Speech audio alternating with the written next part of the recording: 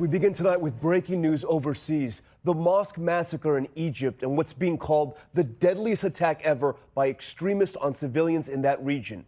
The death toll rising tonight. At least 235 people killed in a terror attack in the Sinai Peninsula.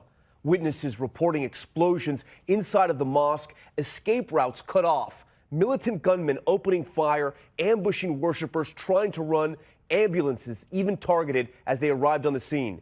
Egyptian military now retaliating, striking terrorist targets, and President Trump condemning the ruthless assault, then using it to promote his travel ban and the border wall. ABC's Ian Pannell starts us off. For worshippers inside, there was almost no hope of escape. Most of the aftermath tonight too gruesome to show. Rows of victims draped on the floor of a place of worship. Over 200 people, including children, were slaughtered. Militants setting off explosives, then spraying the congregation with bullets as they knelt and prayed. The attackers opening fire and reportedly shooting into the mosque from 4 off-road vehicles surrounding the building. The militants blocking off escape routes by blowing up their cars. One eyewitness tonight telling ABC News anyone who tried to flee was shot.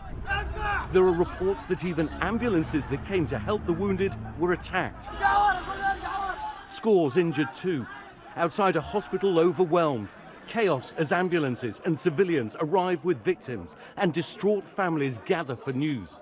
Today's massacre, the deadliest attack on Egyptian civilians by Islamic extremists in a region plagued by the scourge of militant groups like ISIS. A 2011 New Year's Day bombing at a Coptic Christian church killed more than 20. And more than 200 died in 2015 when a Russian passenger plane exploded after taking off from the Sinai. That attack linked to ISIS. Tonight, President Trump calling Egyptian President el-Sisi. He condemned the attack on Twitter, calling it horrible and cowardly. Later, mixing in domestic policy priorities into the tragedy, tweeting, "We have to get tougher and smarter than ever before," adding, "Need the wall, need the ban." And Ian Pannell joins us live now. Ian, do we know what the motive was for this attack?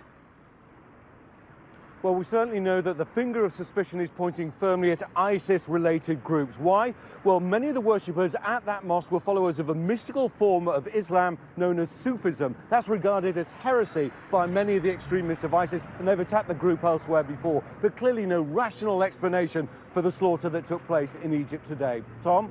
Ian Pannell with that breaking news tonight. Ian, thank you.